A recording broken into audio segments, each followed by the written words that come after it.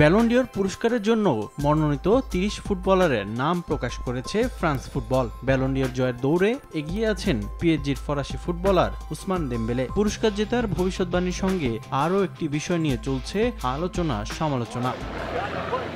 প্রকাশিত তালিকায় জায়গা হয়নি বিশ্বকাপ জয়ী ফুটবলার লিওনেল মেসির। ইন্টার মায়ামিতে দারুণ এক মৌসুম পার করেছেন আর্জেন্টাইন ফুটবলার। মেসির পাশাপাশি টানা দ্বিতীয় বছর ব্যালন ডি'রের মনোনীত তালিকায় জায়গা করে নিতে পারেননি পর্তুগিজ তারকা ক্রিস্টিয়ানো রোনালদো। তাই হয়তো কিছুটা ক্ষোভ নিয়েই ব্যালন ডি'রের সমালোচনা করলেন CR7। এবারের ব্যালন ডি'র মনোনীত তালিকায় নিজের নাম না থাকায় কর্তৃপক্ষকে এক হাত নেন পর্তুগিজ তারকা। প্রীতি ম্যাচে আল নাসর রিও আবেকে হারানোর পর রোনালদোর কাছে জানতে চাওয়া হয় এবারের ব্যালন ডি'র জয়ে কাকে এগিয়ে রাখবেন তিনি। উত্তরে রোনালদো বলেন, আমার কাছে এখন আর ব্যালন ডি'রের কোনো বিশ্বাসযোগ্যতা নেই, এটা আমার কাছে মন গড়া লাগে।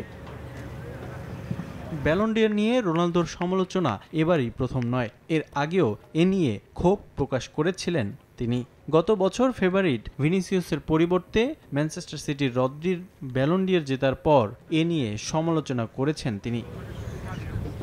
এবার দীর্ঘ ২২ বছর পর দ্বিতীয়বারের মতো ব্যালন ডি'রের জন্য মনোনীত তালিকায় নেই মেসি ও রোনালদো। এই দুই তারকা ফুটবলারের নাম না থাকায় অবাক হয়েছেন অনেকে। এবার মনোনয়ন না পেলেও গেল মৌসুমটা ভালো কাটিয়েছেন CR7। আল নাসরের হয়ে ৩৫টি গোল করেছেন তিনি। জাতীয় দলেও ৮টি গোল করেছেন রোনালদো। এছাড়া উইফা নেশনস লিগ জিতিয়েছেন পর্তুগালকে।